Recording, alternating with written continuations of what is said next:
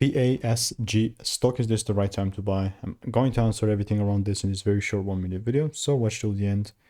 And just genuinely looking at Passage Bio, it is one heck of it's just, I mean, it's 18% up, which is solid. That's the good thing about it.